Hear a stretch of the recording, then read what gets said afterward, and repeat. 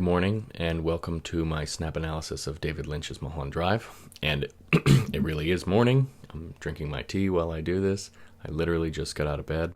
First thing I did this morning was wake up and finish the movie. I had started it last night and went to sleep, which is an interesting way to view it in itself, breaking it in the middle. But I had seen the complete movie 2 times before that in a really true viewing setting, sitting, concentrated, no phone. So I do know the movie and its effect, and now I was seeing it for the 3rd time. After seeing it again, I'm now more than ever reinforced in my conviction that it's his masterwork. Now, granted, I have not yet watched the movies after it, and he may continue to just get better and better and better, so I reserve judgment on that question. But at least up to the time of Mulholland Drive, it's absolutely his best film, and it's a kind of apotheosis. I really think that it's him finally having the craft, the maturity, the means to make the kind of movie he has always wanted, and take away the parts of his art or of his trademark that detract from his intended effect. And I'll get into this later. And just make a movie that's perfectly like a perfectly cut diamond of his art. The first time I saw the movie was in Coldfoot, Alaska, a remote truck stop / tour lodge where I used to work, and it was in 2012. A bunch of us piled into the little ratty employee lounge and turned off the lights and probably got good and stoned, and then watched this movie because one of my coworkers said it was her favorite movie and it's something we all needed to see, and I'm so thankful to her for that, because my recollection from that night is this movie blew my mind. So why does it blow your mind on first viewing? It blows your mind on first viewing because Lynch so successfully walks the line between the surreal, abstract nonsense and the realistic narrative part of the story. So Lynch has always had an element of his storytelling that includes the non-narrative, the non-linear, and the surreal. But sometimes he goes so far in that direction that you lose coherency. Not coherency in the sense of following the narrative step by step by step, because that's often impossible in any case. But you lose the coherency of attention. I guess what I really mean is the consistency of the audience following along because they think they're being shown something that they are going to understand. So in some movies, he begins the surreal nonsense, and it plays such a prominent role in the movie that your brain is allowed to check out. You think, oh, this is just an art house film, and it's weird for the sake of weird. It's just postmodern, and I'm not going to understand it anyway, so, whatever. I'll just let the weird images wash over me. And it's fine to make a movie where weird images and weird occurrences wash over you, but you lose a little bit of power of those images not just images, but occurrences, events, narrative things, to penetrate the consciousness of the person because they've already built a shelter in the assumption that, oh, this is just somebody trying to be weird. In Mulholland Drive, Lynch shows you what you can really, really believe for the first almost 2 hours of the movie to be a very literal narrative. He keeps raising the stakes on our 2 really main characters, which is Naomi Watts' character and Justin Theroux's character. And the entire time, he has you enthralled of what's going to happen to them. Even though from the very beginning, he's dropping in details that are going to blossom into, not making sense, or that are not going to be picked up later. But because the style is very narrative and realistic, even with very surreal occurrences, like very early in the movie, the man behind the Winkies, he structures them in such a way that you think, what is this all about? What's going to happen to these people? And then in the last third of the movie, when suddenly everybody has a different name, everybody has a different character, the people you thought you knew, it kind of dissolves. You have, by that time, invested so heavily in the conventional narrative you thought you were being shown, the conventional kind of thriller, cliffhanger, mystery that you thought you were being shown, that the dissolution of all that actually does succeed in kind of like breaking your brain, and you keep trying to extract from this increasingly opaque series of events towards the end of the movie, how does it relate? So he doesn't show his hand. In other words, he doesn't show his hand that this is going to be a non-narrative, non-linear, surrealist experience too early. And he brings you to that experience by means of having you invest in what you think is going to be a standard narrative experience. And then when the movie dissolves like smoke on the air, you actually get to have the real psychological experience of going through that dissolution because you're really plugged into the world of the movie. I hope that makes sense. So, because the movie has this kind of special power, I think, of inducing that very unique aesthetic experience, that particular experience is not something any other movie has ever showed me. That level of mind-blowing via the art form, the artwork itself kind of fraying and dissolving. Because it has that element, it's a strange movie in terms of its rewatching value.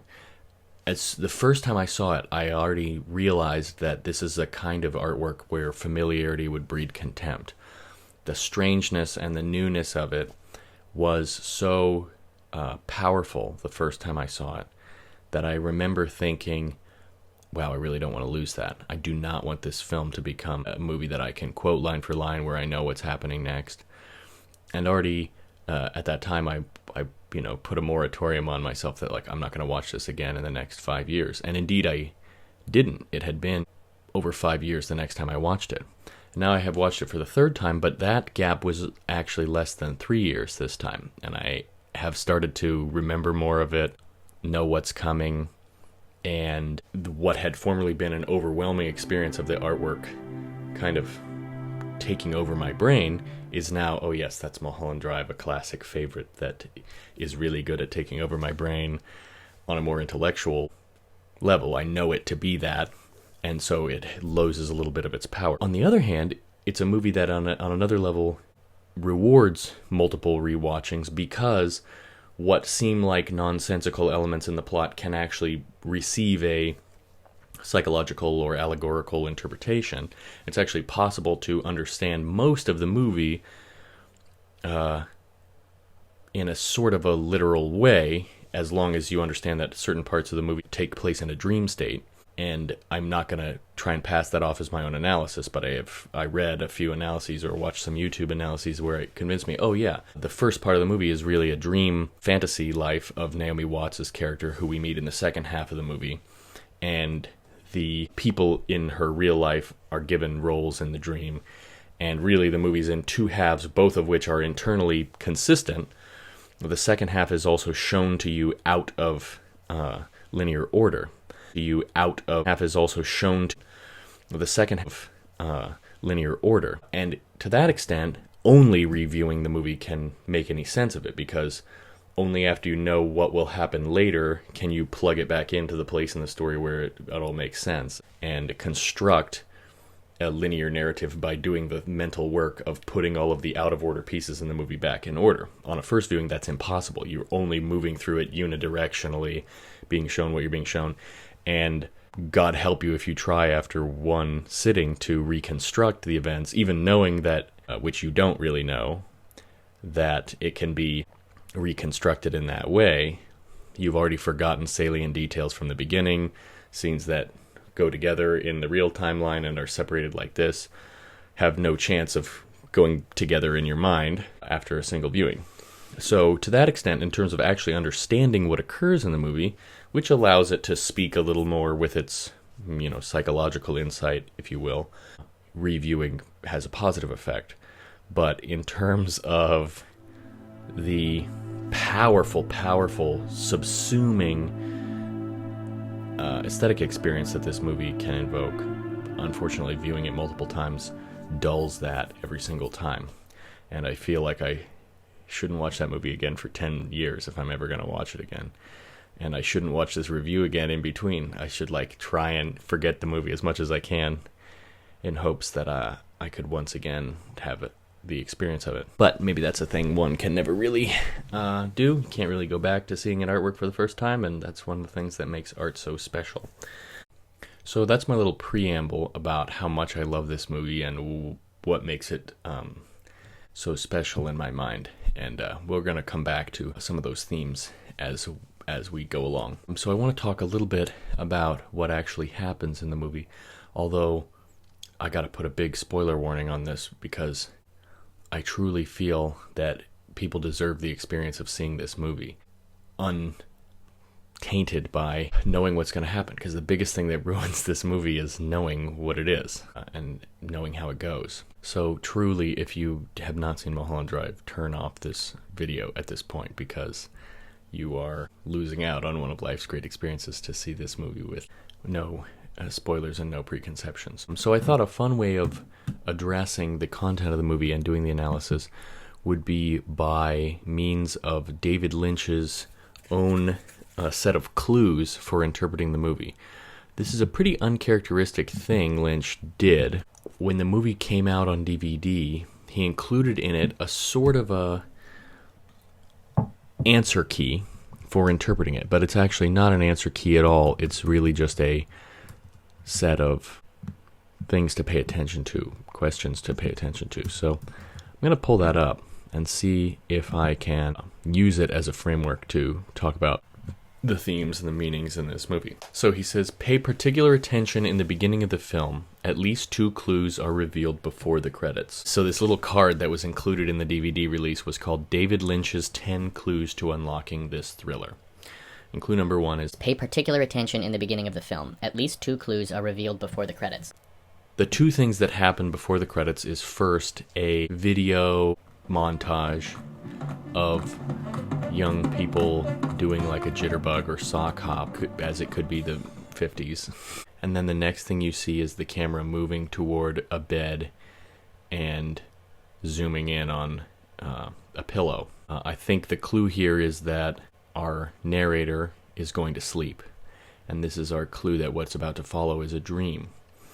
But I can only say that having seen the movie a few times and knowing that dream state is part of the storytelling of the movie. The first time you see it, it just seems like these 2 disconnected events happen at the start of the movie, and then you, after the credits roll, you start paying attention to this story, and if you're like me, you kind of forget about these opening, particularly the shot of moving in on the bed, because you don't see a character, it only lasts about 5 seconds, and it's very easy to forget, and certainly the idea that could be the key to unlocking the whole movie would not occur to you, and you just start off the narrative as it begins after the credits, which starts with this really eerie car ride with this scary music, and then these 2 guys threateningly turning around to the girl in the back seat, and she's like, we don't stop here, and then there's a terrible car accident which results in her brain damage and amnesia, which we initially think is the main mystery of the movie. Who is this girl and what was she doing in that car? And he's setting us up to wonder about that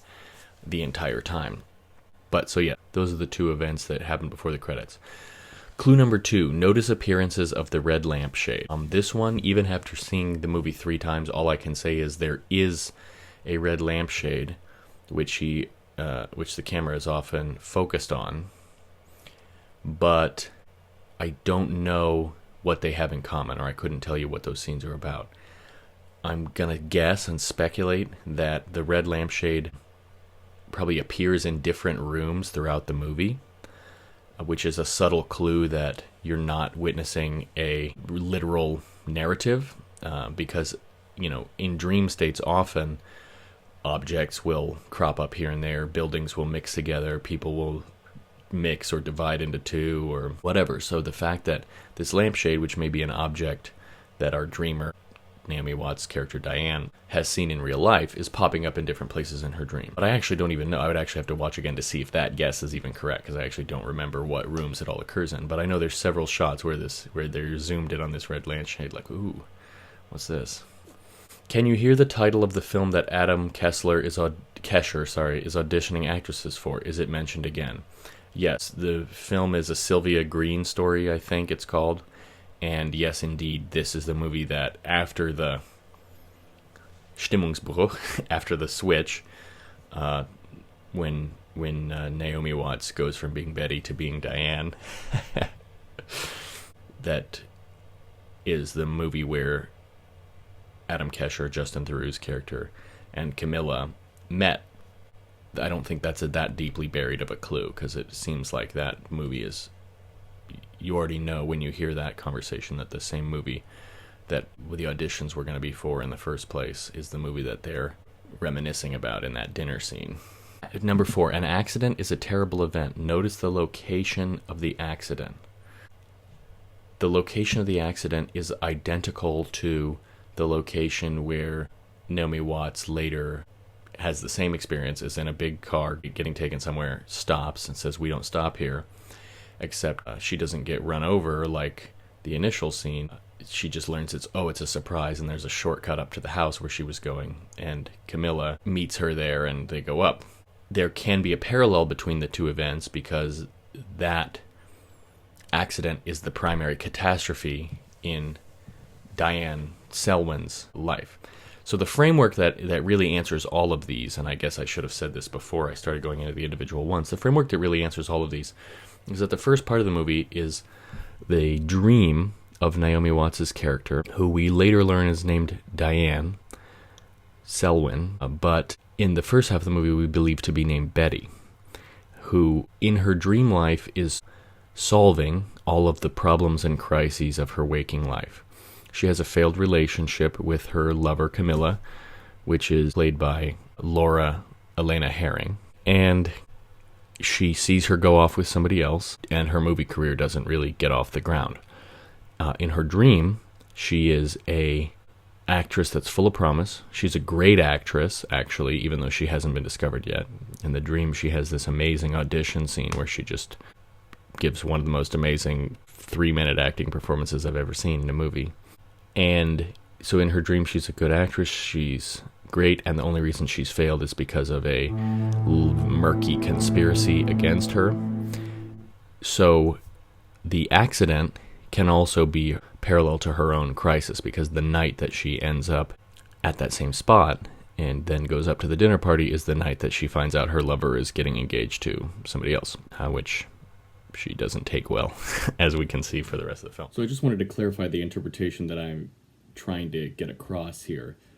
The accident takes place inside the dream of Diane and is the parallel event to her real life catastrophe that occurs in the same place. The terrible accident standing in for the terrible bad news of her loss of her lover. The accident within the dream as her own psychological projection of that event. The loss of the lover being actually a real-life event, which she is dreaming about. Number 5, who gives a key and why? So the only exchange of a key that I remember is the hitman giving Naomi Watts a key, which is his calling card, his symbol that the hit has been carried out. So in the second part of the movie, after the relationship fails, and I'm saying after in the linear timeline because we don't necessarily see these events in this order, but after the relationship fails, Naomi Watts' character meets this hitman, this kind of professional criminal, and hires him to kill her ex-lover. And that key we recognize, he says, "I'm going to give you this key and put it where I told you when the job is done." So we recognize that key as the key that we've seen on her coffee table. So we know that at an earlier time, in the ending third of the movie, which is the waking time of the movie, we know that in an earlier scene we have already seen the payoff that the key scene is promising. Namely, that she has indeed been killed. The other blue keys in the movie, which happen inside of the dream state part of the movie, is this kind of non-realistic, weird triangular key, but nobody gives it. It's not actually exchanged. And it seems to unlock this horrible dark box. So there's that. 6, notice the robe, the ashtray, the coffee cup. I have nothing to say about those. I don't remember the robe, the ashtray, the coffee cup, and what they're supposed to represent. I think this is in the last third of the movie, when Naomi Watts' character is in her shitty little real-life apartment. Yeah, I don't have anything to say about the robe, the ashtray, and the coffee cup. If I'm guessing, this clue is about the fact that scenes that seem contiguous in the last third of the movie are actually not occurring contiguously. So he's probably saying, notice that even though these two shots happen back to back, she's not wearing the robe when she was, or the ashtray has moved, the coffee cup isn't full. So he's directing your attention to probably the non-linear time ordering of those scenes in her apartment. This would be my guess. Number 7. What is felt, realized, and gathered at the Club Silencio? This is one of the greatest scenes in the movie, which is the scene that the two women go to this nightclub, Club Silencio, and they see this show, but the show only has 2 performers. First, there's a kind of a ringleader / MC character who just goes on and on and on about how we don't have a band. There's no band to hear, and we're just listening to a recording, and there's music playing, and he keeps saying, it's all a recording, it's all just a recording. And then this woman comes out and begins singing solo, a cappella, this beautiful song, classic David Lynch trope, the female crooner. He just loves it.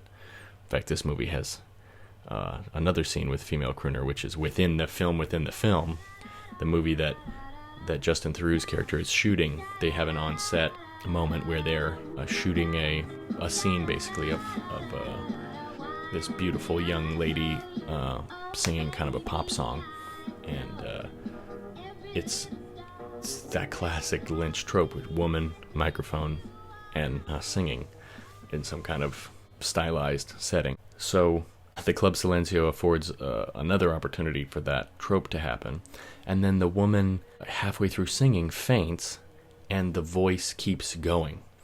And this is a really incredible moment in the movie, I think, if you know how to read it, because it is really talking about the intersection of belief and artifice on the part of any artist, but in this case particularly a filmmaker. And here's what I mean by that. Even though you just spent 5 minutes listening to this guy say, there's no band here, where it's only a tape recording, when this woman comes out and starts singing, you already forget the fact that he told you there's no band and it's all a tape recording, because she seems to be having such a real experience of singing the song. The lip sync looks so good, the overdub is so good, the singing sounds so good, and she's giving such a powerful performance.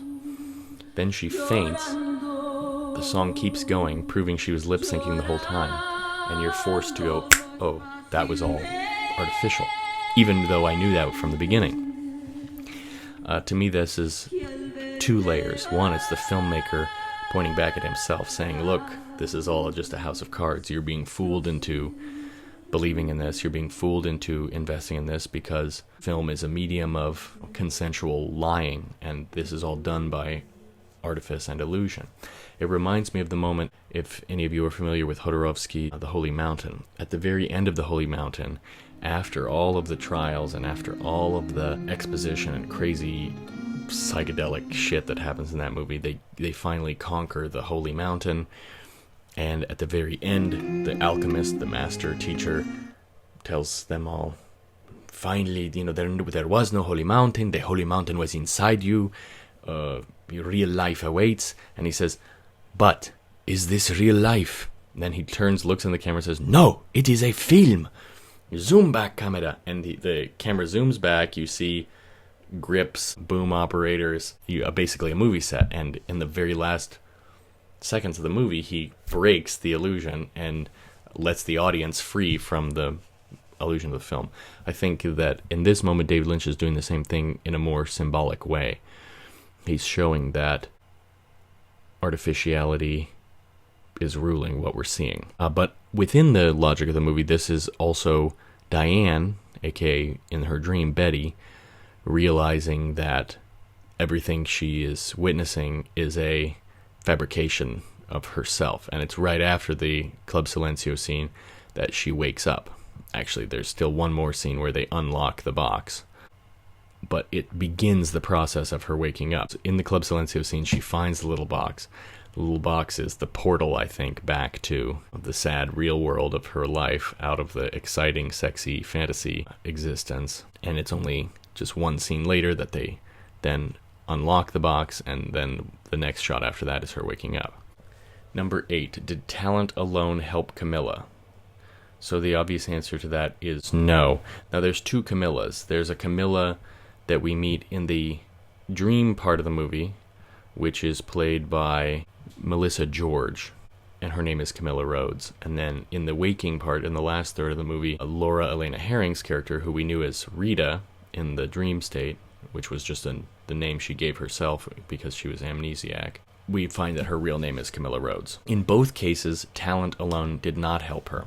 In the dream state, Camilla got the role by the machinations of these like shady Hollywood mob boss forces. The man behind the glass, which is like this kind of grotesque dwarf who is directing the fates of everybody seemingly in the entire movie business, and these mob interests that are involved, is what select the girl for the role in the dream version of the movie. By the same token, in the waking life version of the movie, she also doesn't just get the role on her merits because it's apparent she's sleeping with the director. So in both cases, talent alone did not help Camilla to get the role. So just like with the car accident, getting this role, what happens inside the dream state is a reflection of a processing by Diane of what happened in real life. So in real life, Camilla got the role through some kind of skullduggery, and so in her dream, blonde Camilla gets the role also through unfair means. That's how she's processing that event, we understand. So that's the answer to number 8. Number 9, note the occurrences surrounding the man behind the Winkies. So the man behind Winkies, like the Club Silencio scene, is got to be one of the absolute best scenes in this movie and one of the best scenes that has ever been put on film. In the very opening scenes of the movie, actually right after the first car crash scene, we meet these two men who are sitting in a diner, and one man is describing his dream to another man, and he says it was a horrible nightmare where there was a man behind the diner, kind of a monster, who was causing all this fear and controlling everything, which is a kind of a character that Lynch in general is drawn to, and particularly in this movie is full of these masters of fate that seem to be able to produce infinite negativity for the people in the movie.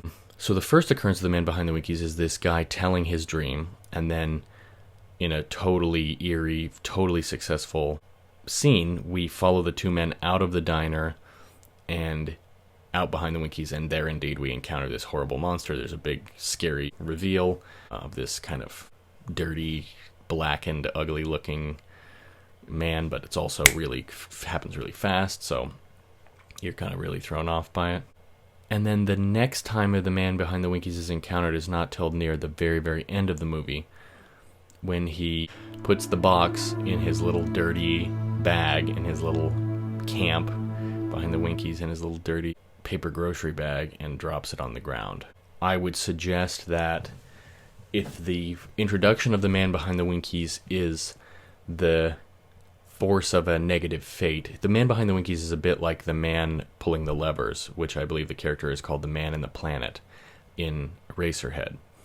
It's a evil master of fate, basically, type of character. And the box, I think, represents Naomi Watts' character's illusions of innocence, or it's the portal between her state of innocence and denial and her waking reality, which is so unpleasant. I think that the fact that the man behind the Winkies kind of casually looks at this box, which, you know, kind of represents her fate or her chance of salvation, let's say that, and he just puts it in a dirty bag and throws it on the ground, and you see it's in there with like raw chicken, it looks like, and whatever. And then these two old people, tiny little old people, crawl out of the box and go run over to Naomi Watts' apartment and torture her, frighten her to death. Get into that in a second. So basically, I think the encapsulating bookend there of the man behind the Winkies is saying there's a frightening, fatalistic evil in store, either generally or for this particular character. And then at the end, that master of fate casually tosses aside her fate and she ends up discarded trash on the ground. It's my guess. The old people coming out of the bag I think, are the same two old people we saw in an earlier shot of the movie, although it was a very short establishing shot and we haven't seen these characters again for the whole movie. The little old people coming out of the bag at the end of the movie probably represent Diane's thread of wholesomeness or conscience, and that's why they run from there to her apartment and then torture her to death, because by torture her to death I mean they frighten her until she runs into her bedroom and shoots herself. And I think that's her guilt. The two of them are representing her guilt. These like nice, overly smiling grandparenty types are torturing her with the fact of what she's done, namely taken out a hit and killed her best friend. And both of those events are bookending of the plot. The Man Behind the Winkies occurs at the very beginning and the very end. The old grandparents who she meets at the airport and then see her off also happens at the very beginning and then at the very end. So it could be, her lost innocence, her lost promise, her conscience, anything along those lines. So that is a big, complete answer to number 9. Note the occurrences surrounding the Man Behind the Winkies. And then number 10, where is Aunt Ruth? Aunt Ruth, I don't remember where. She says... So Aunt Ruth is the woman whose apartment Naomi Watts' character is staying in. Her aunt is letting her stay in her apartment because she's off somewhere. And she does say where she has gone off to, but do I remember the answer to that? No, so maybe there's another clue there. Okay, so that's my attempt at a off-the-dome analysis of Mulholland Drive, drawing on analyses of others that I've read, and then particularly attempting to answer Lynch's 10 questions. So I would just want to spend the last portion here talking about why this movie is David Lynch's best movie and how he achieves what he does. And I particularly want to phrase that in the way of how does he avoid some mistakes that make other movies of his slightly less successful than this one. I think the real driver of the success of this movie is his restraint and his responsibility as a storyteller. Even though there's a bunch of content in the movie that seems not to make sense, he doesn't do anything just to disconcert you. Or if he does, he saves it till the very end. So he forgoes his usual temptation to just immediately plunge you into the surreal, and instead he gets more effect out of his surreal occurrences by contrasting them with what appears for the first 2/3 of the movie to be a literal narrative. So that's the first thing. He's responsible in that he doesn't do anything just for effect. He has all the story details fitting in place, and he disorients them at his will, rather than just introducing elements that are meant to shock and disorient. So that is a success. Stylistically, he plays everything closer to the chest. He has taken away some of the more extreme overacting. There is still some of that. Naomi Watts, we see her be an amazing actress in this movie, but the opening scenes of her character Betty are actually really wooden and terribly delivered, and we actually get the sense that this girl is not a good actress. So there's a little stylization or surreality at that level, but he keeps it to a minimum by comparison to his usual. Instead, the seriousness and the reality are what are stressed for most of the time. Even little style things, like I noticed, compared to a normal David Lynch movie, people are smoking only 30% as much cigarettes. He likes to just have people puffing on cigarettes because he thinks it looks cool. But in this movie, he gets more effect out of a few choice cigarettes here and there than everybody smoking cigarettes all the time just to look badass. So that's another example of his restraint. And then certain of these set pieces are just him at his maximum craft. The Man Behind the Winkies scene is an amazing scene. There's several scenes in the movie that are long shots of actors delivering monologues that they just entrance you by how incredibly good the acting is and how well they're directed. And the Man Behind the Winkies scene is the first of these. A guy telling the story about his dream about the Man Behind the Winkies gives this amazing performance. His expression is shifting moment to moment to moment. There's so much thought and life behind the performance, and he does it all in one take. It's just a long shot I'm doing this with my hands because it's a handheld camera and it's unsteady, the angle, which adds to the eeriness of it. But the guy gives just a bang up delivery of this monologue that just sucks you in. It's almost better than anything in any other Lynch movie right there. And then the similar moment is Naomi Watts' audition. This is inside the dream fantasy. Naomi Watts' audition for the big role, which is again now a dialogue between her and the other actors that she's reading the lines with, where you're just entranced. She plays this super sexy character within a character, or if you count the dream, character within a character within a character. And they have this amazing steamy dialogue that you're just like, oh my god, totally entranced, totally turned on, just in the palm of his hand, him and the actor's hand. And again, that's played in a single long shot. Very little commentary from the director, from the soundtrack, from anything in the environment. Just a single long shot that he lets the actor do that performance. So some of these set pieces, the Club Silencio is a great set piece.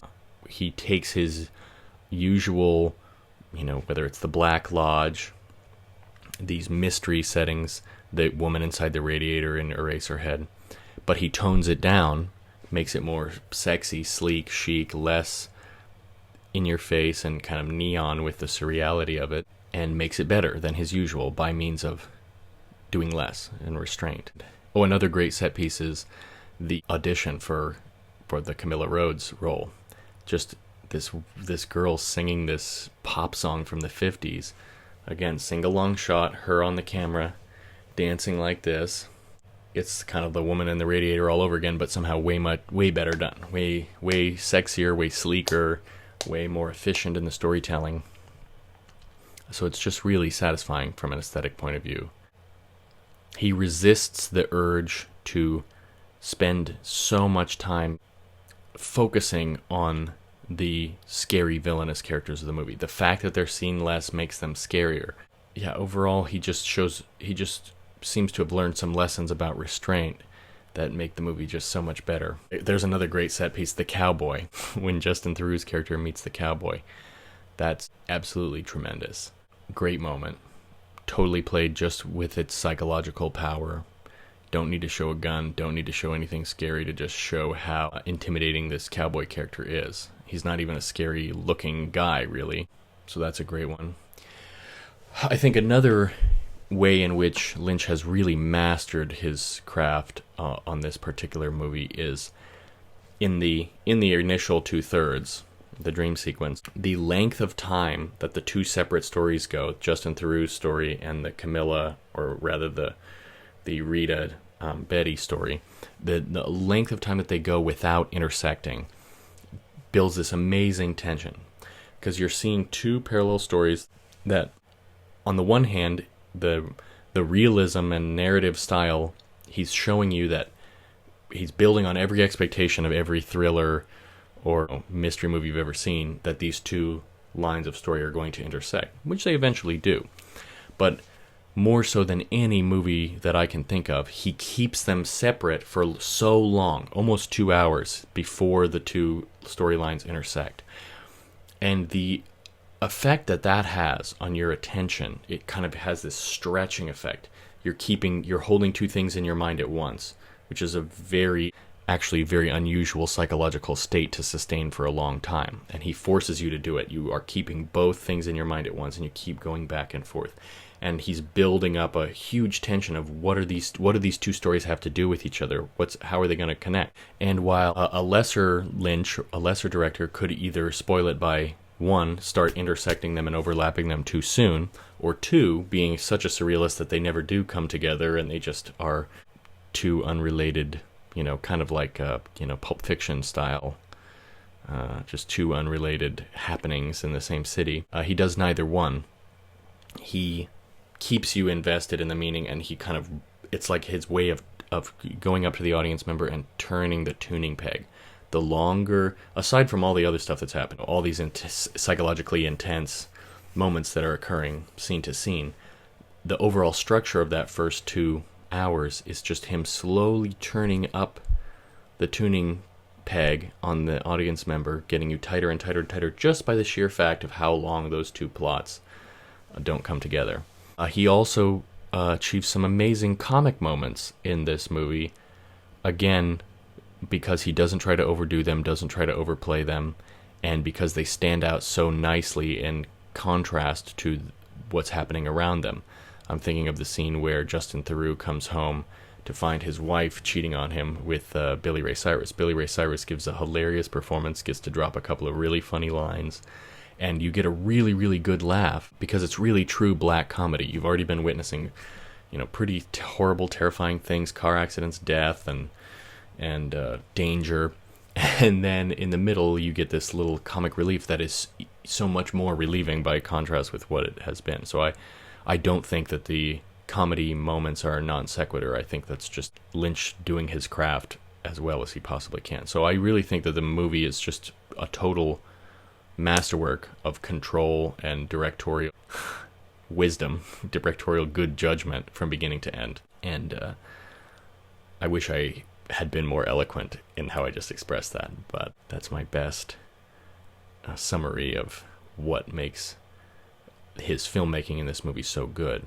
And especially by contrast to, all of his movies have a characteristic, or all of the ones I've been watching up to this point have a characteristic of being somewhat uneven. Really successful moments and then really unsuccessful moments, places where he really overreached, places where, damn, he really could have just used a good, producer to tell him, come on, David, back from that. But his vision is so strong, and he demands final cut on his work, so nobody's in a position to say that.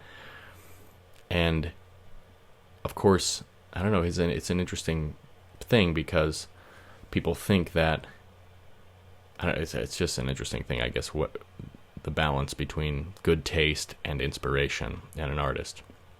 And David Lynch seems to me as an artist who has no shortage of inspiration and doesn't always balance it with good taste, but I almost don't fault him for that because I think good taste is the lesser of those two virtues between good taste and inspiration. But in this case, by the time he gets to this movie, the good taste, the discernment aspect has really gone up to a master level, and the product we get is full of his usual inspiration and then masterfully executed, maybe the first time. Elephant Man is a masterfully executed movie, but I don't think it's full of Lynch's real character and his inspiration.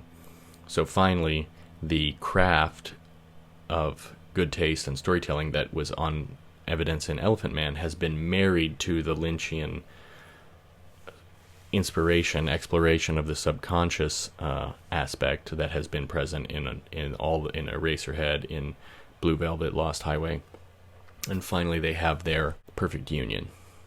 That's what it really comes down to. So I really do believe this is his masterwork. I look forward to the movies that are still coming: Inland Empire, Straight Story, finishing Twin Peaks season 3. There's one more or two more. But yeah, so there's my long take on Mulholland Drive. I had a lot to say about it. Thanks and sorry.